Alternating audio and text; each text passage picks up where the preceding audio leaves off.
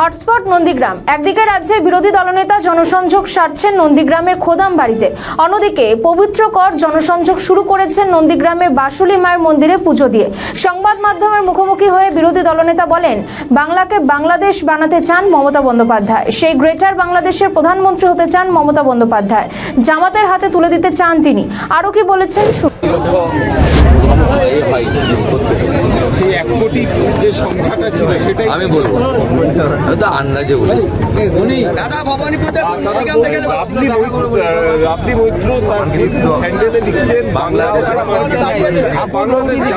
Greater Bangladesh করতে চান Mamata Banerjee, greater বাংলাদেশের প্রধানমন্ত্রী জামাতের হাতে তুলে দিতে চান, পরিষ্কার।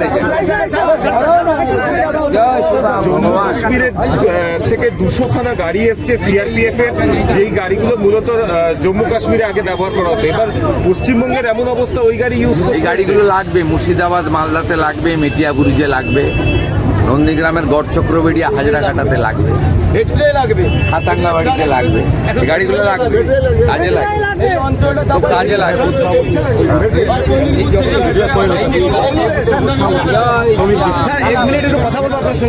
আমাদের ভিডিও ভালো লাগলে লাইক ও শেয়ার করুন, কমেন্ট সেকশনে আপনাদের মতামত জানান। আরও ভিডিও পেতে আমাদের চ্যানেলটিকে সাবস্ক্রাইব করুন এবং প্রতি মুহূর্তে খবরের আপডেট পেতে প্রেস করুন বেল আইকন।